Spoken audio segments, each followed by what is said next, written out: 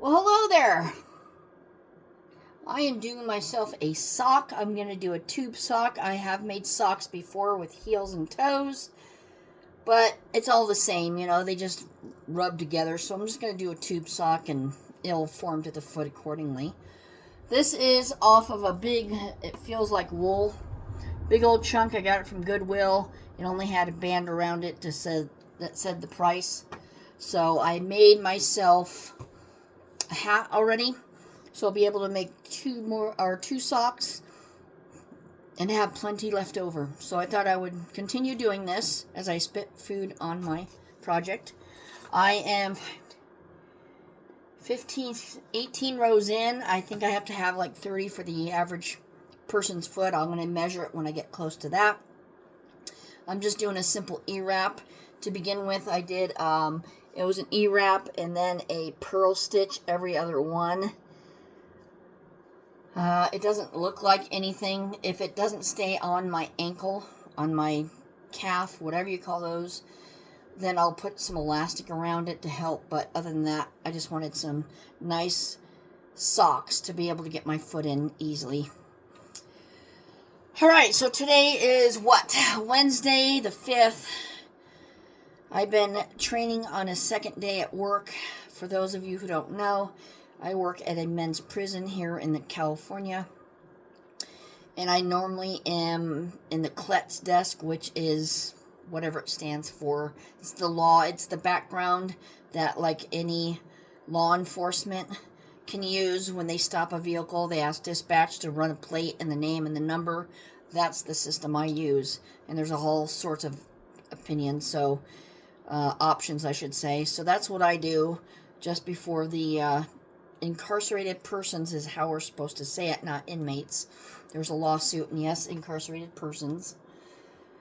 Before they parole, I give it to somebody else. They do, all the fun stuff, analyzing time and background checks and all that stuff. So I'm doing that, but I've been also cross-training on another desk called transportation, which is when the inmates get transported from our prison to another prison, whether it's straight there from here, or if they're going to be stopping over at a different prison, frogging over to the other one. So I'm the one that puts in the input, what's going on, if they have any medical needs, if they need a van, no van, and all this stuff, and all their abilities, all their DDPs or disability situations.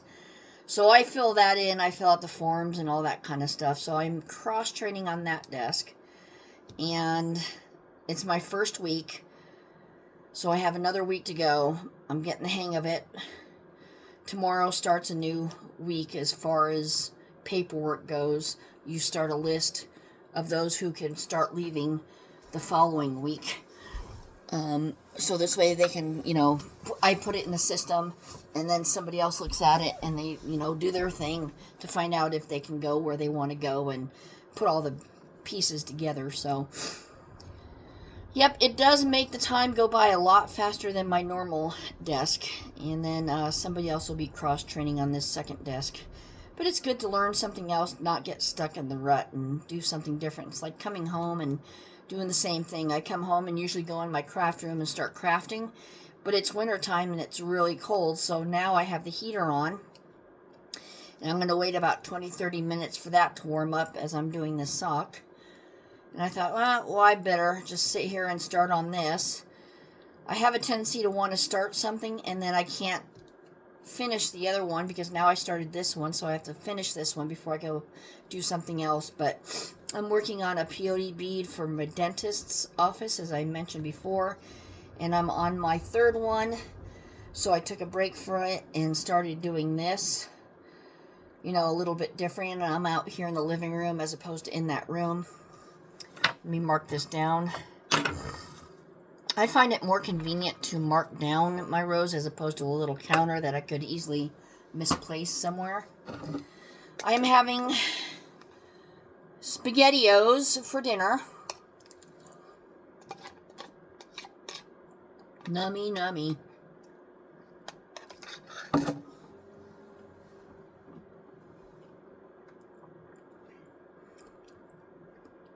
Because I just got home.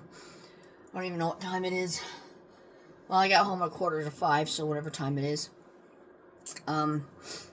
Which brings me to tomorrow. Tomorrow I'm working a part day. I have a dentist appointment at 2:30. Well, excuse me, 3:30. But I leave work at 2:30 to come home, brush my teeth. And the dentist's office is like a mile down the road, so it's real easy. But we'll do that. And what we're going to work on is my crown down here. I had another crown here, but the tooth was kind of crumbling, and they tried to put it together, and it didn't work, so I just vowed to pull it. And that cost like $300 some odd as opposed to $1,000 for a crown. This tooth looks good, so it wouldn't hurt me none if they, saw that it was bad. But she said it was good, and I've been real good not eating chocolate. This is the first day I've been eating chocolate in over a week. I just want to preserve what I've got left.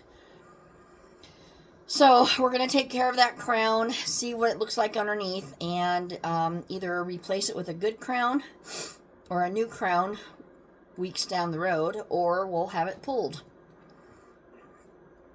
And, because we have to get all this centered and done over with so we can get my plate going. I have to be measured for a plate, and, there's these 6 top teeth are all porcelain. Everything else is original, or a crown, fresh crown or something. So everything else looked good. And I'm like, good. So I just want to get, fitted for a plate and mold and all that kind of stuff so I can start eating harder food. But during work, we have ourselves a little gym, and it has all the weights and a treadmill thing and a, where you stand up and down and go back and forth with the handle. And then you have the seat that you do the pedal. And then we have a treadmill, and I do the treadmill because I can't do the pedal thing. So that's good. So I've been eating, like today for lunch, I had the artificial crab and mixed it with some mayonnaise and different herbs. So just ate that, and now it's SpaghettiOs. So between that and walking all the time, it's going to be helping me out losing a lot of weight. So that's good. It's a good thing, I say.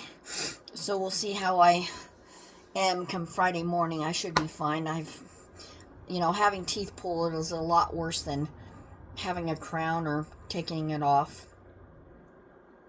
Hopefully it will go good even if I have it pulled. I'm just going to be swollen a lot and a lot of pain, and I probably don't eat any kind of food whatsoever for the 2 or 3 days to give that a chance to heal. That's the worst part, because you don't want dry socket. Never had dry socket, knock on corrugated plyboard. So that's good. I've always cleaned stuff, and hey, again, it helps you lose weight. If that's what it takes, then that's what it takes. So yeah, that's tomorrow's plan.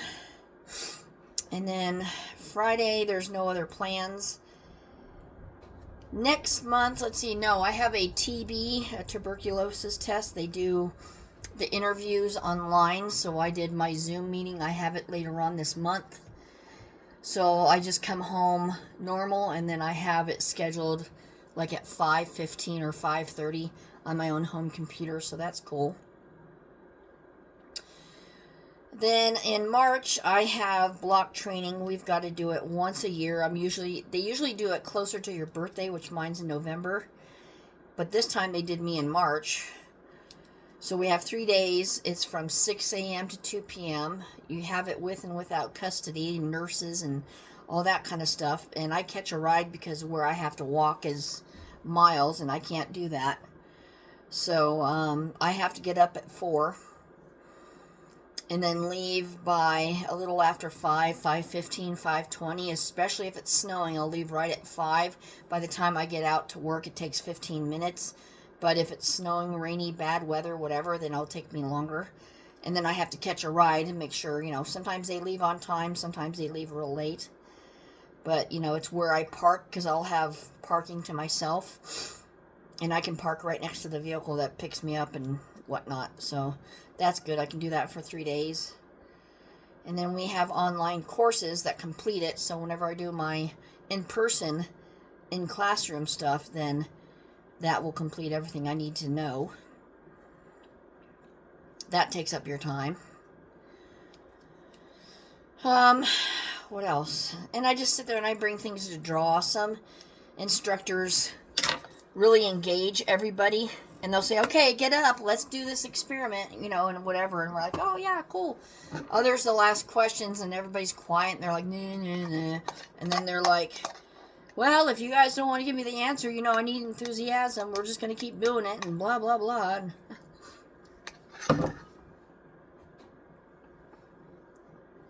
So we all start participating. We get tons of breaks. And then the neat thing about that whole thing is it's funny, I've been with the department 20 years, and not once in my old workplace did I ever have to do, I can't remember the name of it, where they have to put on the mask to breathe in case we had gas and, a riot broke out and you had to do the gas and you had to wear a mask, that breathing test. We never had to do it down at the other place, only custody staff. So when I first came up here for 2 years ago, I was like, really? You sure, non-custody have to do it? Well, in case we're involved, it would be a good idea. Oops, I just unrolled a lot of this. So I started taking that, and it's real easy. They just hook you up to one of your NK5 masks, and they have a hose attached to it, and you have a computer, and it'll tell you, breathe normally, and then it clocks you for 3 minutes, and then it says, turn your head side to side, say this sentence, but all you have to do is move your mouth. They just want to see how your body reacts with breathing under a mask. So yeah, that's easy. So we do that, but the place where it's at is a vacant building that isn't used anymore, and it's like a big warehouse. And we bring, there's coffee makers, microwaves, refrigerators, freezers, water fountains, bathrooms, of course, all the amenities. So what you do is you bring your own snacks for yourself, or some, if you want to share. And then there's a container there if you want to chip in to help pay for coffee or whatnot.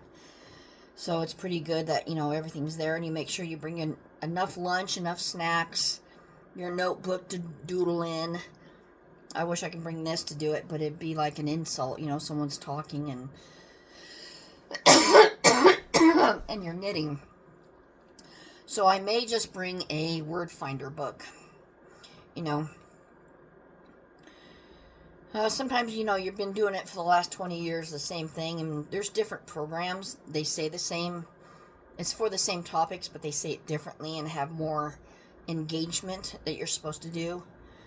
Kind of situation to keep you, interested in it. And then the warden comes over and has a warden's forum, tells you about what's going on and all that fun stuff. So, yep. And then whenever you take a break, there's a huge yard. It's surrounded by a huge yard, and that's just you. And so you get to walk wherever you want for a few minutes and do what you want to do.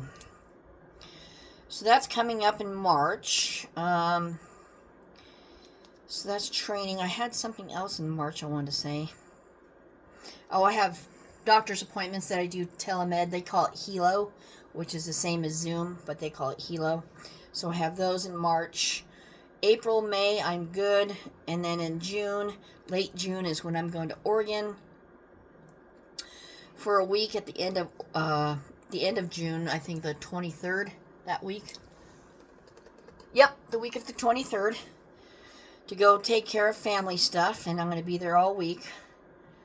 Get some final stuff before they move off to a different state entirely.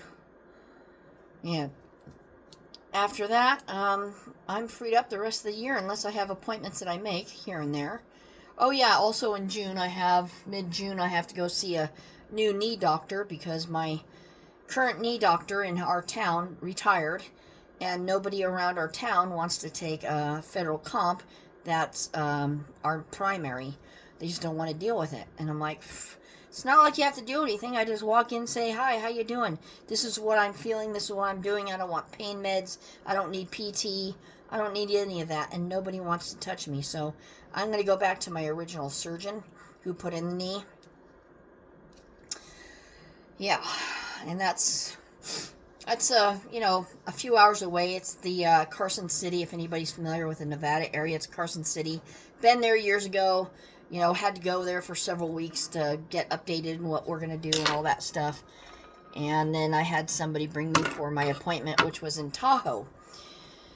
But yeah, the good thing about this trip coming up in June is I used to be stressed about it, but I'm not stressed anymore because there's a Home Depot There's 2 Home Depots. One, you know, a few miles away.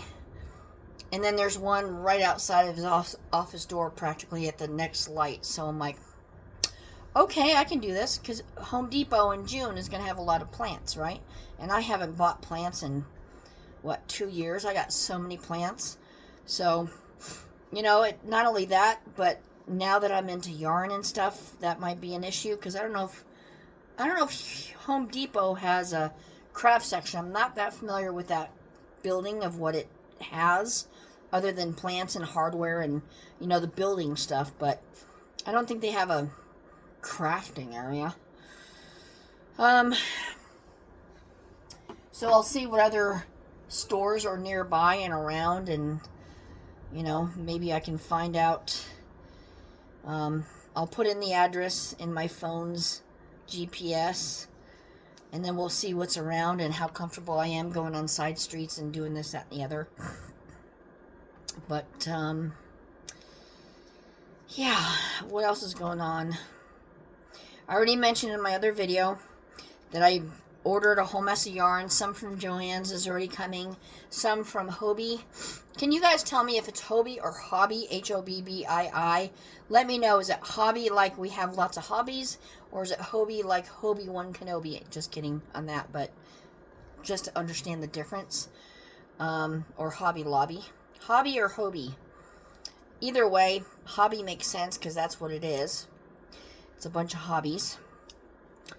So I shall call it that.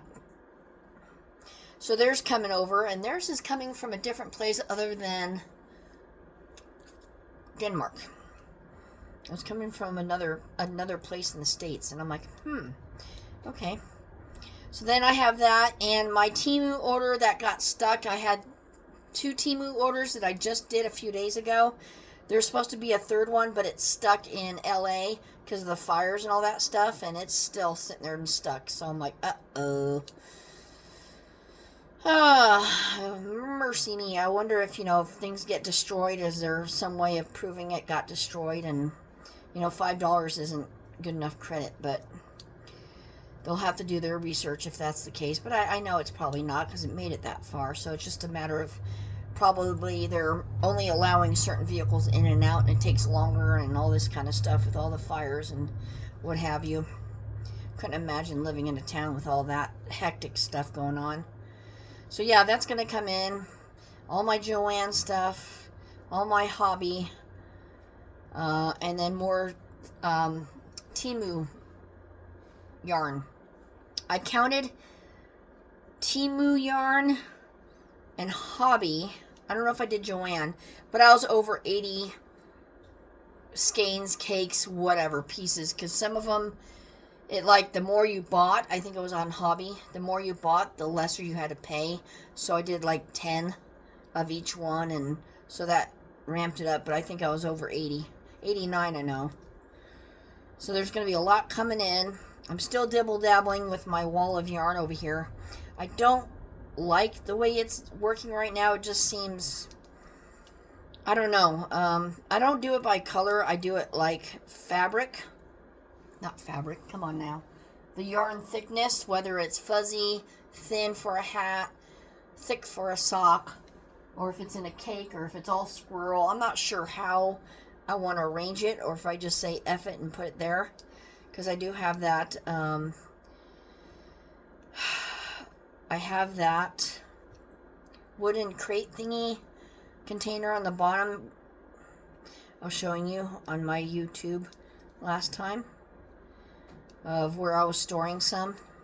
And then I have that container in my craft room from Temu that opens up the doors. I put a bunch in there too. So I want to try to keep the same yarn somewhere, but at the same time I want to put extras. Like if I have a whole mess of squirrel, I just fill up this wall with squirrel in one square, and any other squirrels I'll put inside that wooden container, that kind of thing, so I can feed it off as long as I have one color of each kind of thing. Or I don't know, I'll come up with something. I don't need it to look pretty as far as colors and uniformity. I just want it to make sense, but I guess it's a matter, so if I go, what do I want to make? Oh, I want to do a hat. What color of hat do I want to do? Oh, I want to do a purple and gold. Okay, so where's the yarns for that? They'll make a good hat. So I want to be able to know that, my hat yarn is over here. My thicker stuff, like what I'm working on now, is going to be somewhere else. As I drop this. Oh, gosh. And I also have, I have this stuff, too. It's got some yarn in it, and then it has a lot of sewing notions that I found at Goodwill, and I have yarns everywhere, like in a bag if I started something, and then they just stayed in the bag, and then if I started something, I'd put it in that tub, and so they're all over the place still. They're just different areas of where I last took off from. Ow. On that, our weather has been, last night it was raining for the longest time.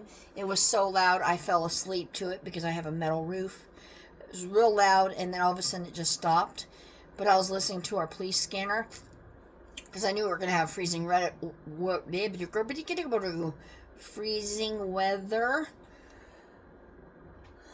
But we're also supposed to have a little bit of snow.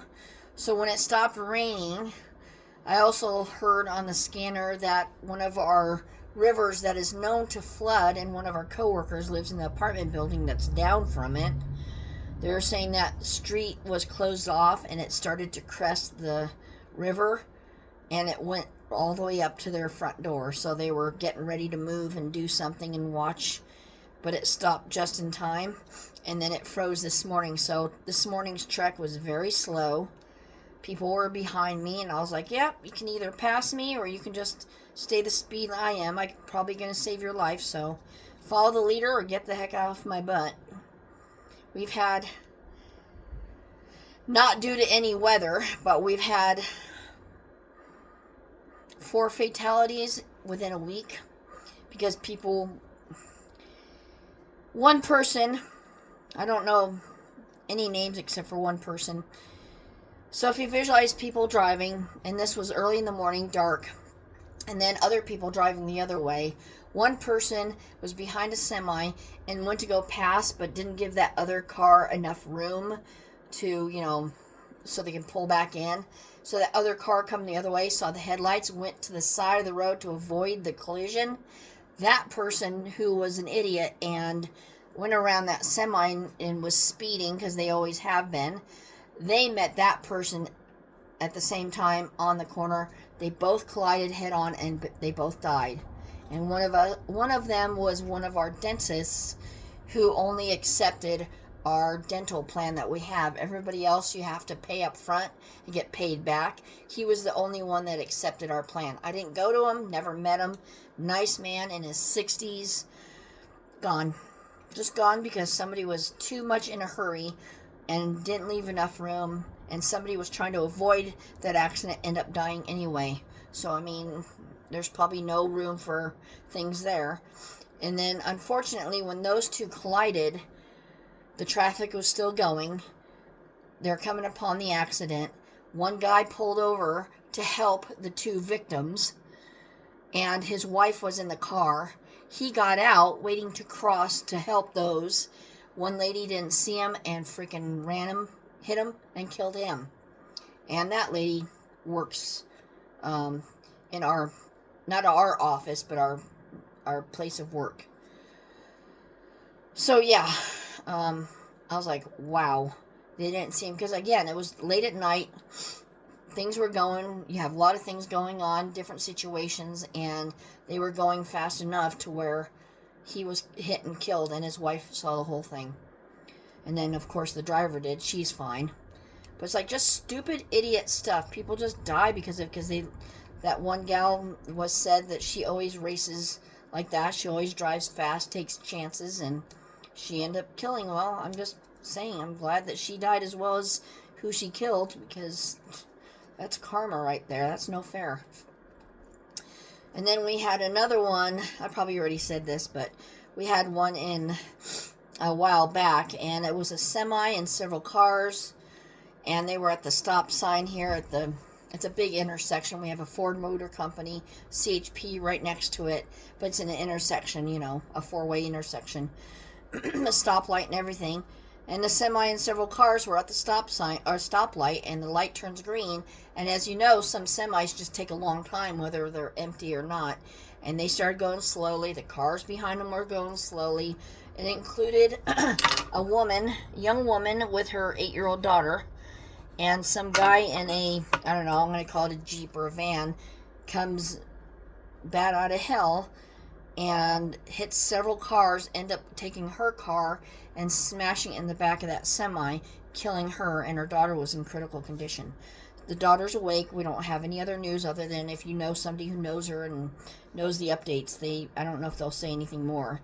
But yeah, and so he was high on drugs and alcohol. That is as rare as a unicorn showing up to my house. That was a very weird, bizarre coincidence, and it could have gone any other way. It could have gone to any other vehicles inside of whatever sequence, as far as, whose car was in front of whose and all that stuff. But yeah, so that was another one. I didn't know her. She worked for our county. Her ex-husband worked for our department, and they're doing fundraisers for the medical costs and all that kind of stuff. So it's very rare we have a lot of fatalities like that, especially stupid ones. That's why I get paranoid going to Carson City, because there's one place called Red Rock, and people want to freaking pass each other. But if you just wait a few more miles, there's a passing lane right there. Why do you have to pass on this freaking curve when it goes down and up, and then all of a sudden you have a freaking passing lane? You can wait a few minutes. We're gonna get there the same time, but people have died. It's like, wow, you must be so annoyed. And I do get annoyed with people in front of me that are going slower. And it's like, okay, think about it. You're not that in a hurry. You left early enough. If it annoys you that they're in front of you, wait for a good time for, passing. Just don't chance it. And, yep. It is so bad going out of town, out of state. It's sad. Very, very sad. Nothing else going on. Organize the yarns. Don't know if anything interesting to happen in our town. I'm going to try to go go live tonight. You probably won't see this until after the fact. But do some POD beating. I haven't been live for a while because there's barely anybody there. But I might even be live as I'm doing this, too. Don't know. But I thought I'd check in, see how you guys are doing. I did advertise for some more yarn in a magazine that is for electrical company, and it goes all over California, Oregon, and Washington. And then people have gotten it as far as Alaska who have, family members who know family members, or they get it through the email, whatever. But I've had packages sent before, so it's been like 3 years since I've advertised. But now that I'm doing all the hats and stuff for seniors and NICU, then I thought I'd advertise again and see if I get any packages sent to me. So that is something else. I've been to Goodwill the other day, did a haul on that. I took all my stuff that was from that Fun Delivered. It's in the back of my car because it's been rainy and icy. Haven't gone down to donate it yet. I want a good weather and a good, day to do that. Not in a hurry to get rid of that. The bucks are starting to come back now because it is rutting season, and they should be done with rutting. And now I see all the bucks, and then I see the young does and the mamas in our field down here. But all the bucks, the other day I looked out the window because the dog was barking, and here's this parade of bucks just moving. Some young, some had only one horn, and I'm like, hey, where is it? Where is mine? Where's my horn? Where's my antler? I need an antler over here. So yeah, it's like, dang it, I hate seeing them when they have only one. But that field, I wish I could go in it. They redid the fence and it's all tied up. They don't have, they don't have signs saying no trespass. But me and my unsteadiness, I'm not about to go through a field like that just for a horn. But that would be an ideal place for them to lose it. I can only keep wishing, right? Pretty soon I'm going to have to start organizing my garden for next year. I thought I would do a good job last year, and I didn't. I just put seeds wherever. End up having a big, huge plant of squash. Only got one squash I could eat. The rest didn't really do that good. Don't know if it was the heat, but I always said I want to plan better and know exactly where I'm going to plant them and, you know, how I'm going to do it. But I also have to plan for deer because they will come in and eat everything and anything, as you probably know if you're around deer. So I have to put some sort of a... I use the black, what do you call it, netting, and it has holes all over it. That gets caught in their antlers. So I'm going to use this mesh pantyhose type stuff and cinch it down that way. And then this way, if they try to paw at it or whatnot, I'll find ways of deterring them. Because, yeah, it was ridiculous last time. If they don't, you know, they'll step over things and step in things to get to other things. And I have a lilac bush on the corner, and they'll step inside of containers to get way up high to get those leaves. So I'm going to have to do something and put a big fence around or do something about it. Deter them somehow. I'm not going to use any of the scents and stuff on the market.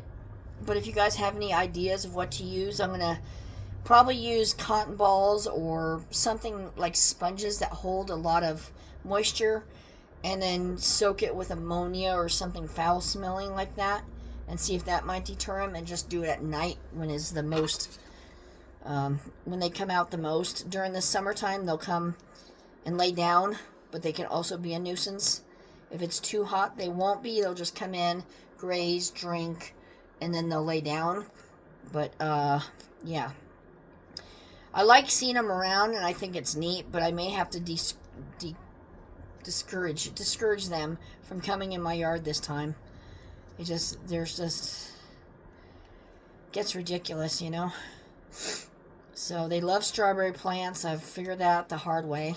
Even some of them are brave enough to get on their hind legs if they get a strawberry hanging basket and they try to get that down. So I'm not going to be so friendly with them this time. I'm going to discourage them and see if that helps me any. I know that they have all day and all night to come over and search things.